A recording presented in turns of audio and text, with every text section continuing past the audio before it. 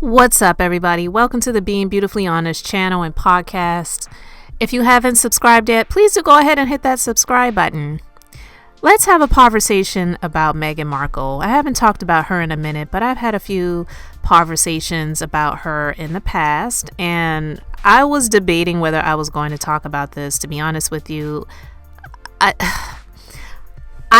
don't pay that much attention to her. Sometimes the stories come up and I will read them, and I'm like, some things just kind of get on my nerves a little bit when it comes to her, because she honestly is just not one of my favorite people. I don't dislike her. I don't know her. So that's not it. But I know that there is a lot of Meghan Markle hate, and I don't want anyone to think, not that it really matters, because people are going to think what they want to think anyway, right? But I don't want anyone to think that I'm on this Meghan Markle hate train, because I'm not. I really am not. But I have a pretty good spirit of discernment. I can discern different types of spirits, what is behind a particular person, what is the real, what isn't.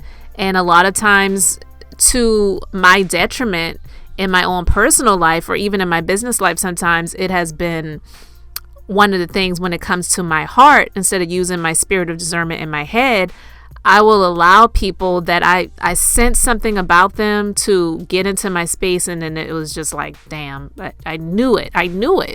And Meghan Markle's just been one of those people that, from a lot of the stories that have come out, it just, to me, is just a lot of things that are just fishy about her. And I know a lot of people want to just cape for her, especially who are African American, because they feel that she has been the victim of race discrimination. And true, there are some people that don't like her because of that, but there's a lot of people that don't like me because of that. You can't, if someone is racist or someone doesn't like who you were born to be, then that's their problem. So I don't really care about that. But for Meghan, who knew, I feel, what she was getting into, she's not a victim.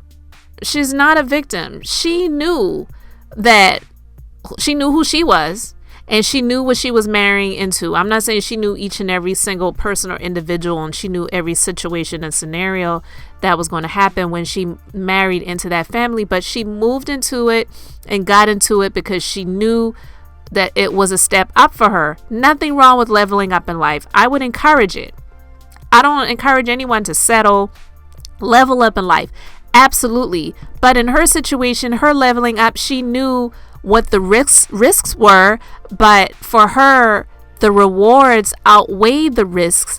And so for me, I just kind of feel like, feel how you feel, and your experiences may be true to you, but I don't really care to have you get out here on the platform of Oprah and making yourself out to be the world's biggest victim. Because for me, someone like, being married to someone who has literally been discriminated against because of their race on a job, and has been passed over for positions that he was promised, and having other people come in and he got passed over. For someone who is truly a victim of being in the military and not being, well handled and taken care of, and suffering from PTSD and not getting the just due that he deserves. Those are just a couple of examples. I don't really care to hear about the princess or the duchess or whatever her title was, who felt that someone made a comment about what color her baby was going to be when it was born. Like, get over it. So many people in this world have gone through worse shit, so I just don't really care to hear about that sob story. It's not that big of a deal to me. It just isn't. So now she has a podcast on Spotify. It's called Archetypes. I don't know if she pronounces it Archetypes or Archetypes, but her first interview podcast was with Serena Williams, and I didn't listen to it. I'm actually just going to share a little bit of the story and share some of the reviews about it. But people are basically saying that this podcast is just nothing but her just really wanting to talk about herself and using the opportunity to interview other people to try to make it seem like that's not what it is about. But in essence, that's kind of what it is about. It's really all about her. So a lot of the reviews are saying Meghan Markle's Archetypes podcast is really all about her. Harry has been shoved into the background, natch, so that Meghan can concentrate on talking about herself. Sorry, Mr. S meant to say on the labels that try to hold women back. Labels don't try to do anything, of course. They are labels, but we should never let common sense get in the way of rich women talking about female empowerment. Another reviewer says the first guest is Serena Williams, but tennis enthusiasts who tune in might be a bit disappointed. The show is, in fact, all about Meghan, since it takes 11 minutes for Serena to barely get a word in edgeways. Another person says it's hard to believe that it took 28 people, including 8 executive producers, to make the episode, plus Meghan herself, who is also listed as an executive producer in the credits. Another person says, in hindsight, I should have beaten myself unconscious an hour ago with a copy of Finding Freedom. Instead, I've listened to 57 minutes and 28 seconds of Meghan Markle's syrupy California drawl while rocking back and forth and moaning softly under my breath. Now, I'm sure that person didn't really do that, but another person says it seems to be an allegory of all the many ways in which she, a fierce, strong, brave woman, was wronged and traduced in the 10 minutes she lived in the UK and was feted as the best thing to happen to the royal family in years. Her podcast is pure narcissistic gibberish, and next week she's in conversation with Mariah Carey. Shoot me now. That's what the person said. I didn't say that. Another person says, one of the things I admire about British sensibility is a desire to prick people's balloon heads when they get too big, which I don't think is a bad thing. The thing for me is ambition is only worth celebrating if what you're being ambitious is worthwhile.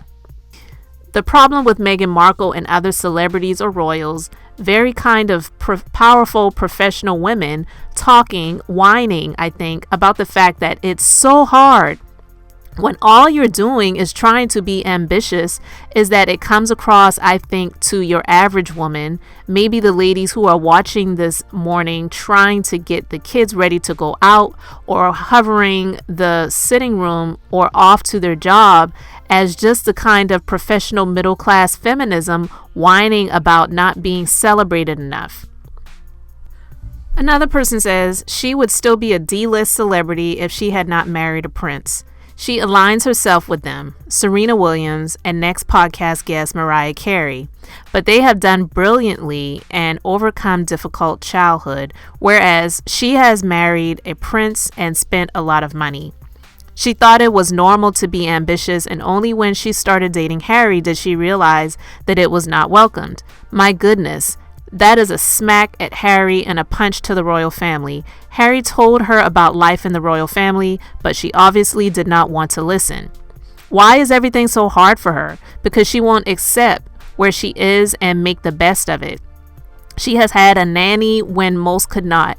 She has said, we'll see the real her, which is what this person wrote, so it wasn't written correctly, so that's why I kind of stumbled on that a little bit, because I'm like, what?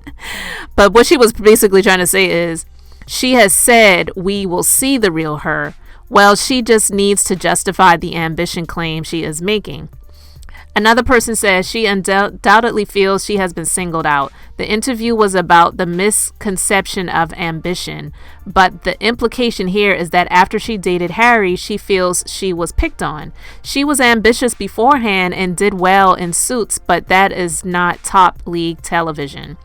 There is surely nothing wrong in being ambitious and being royal. In fact, the role positively encourages a member of the royal family to be ambitious to help those in need. Diana was very ambitious. Her charitable work and her public profile were synonymous, ultimately fatefully so, but she did immense good.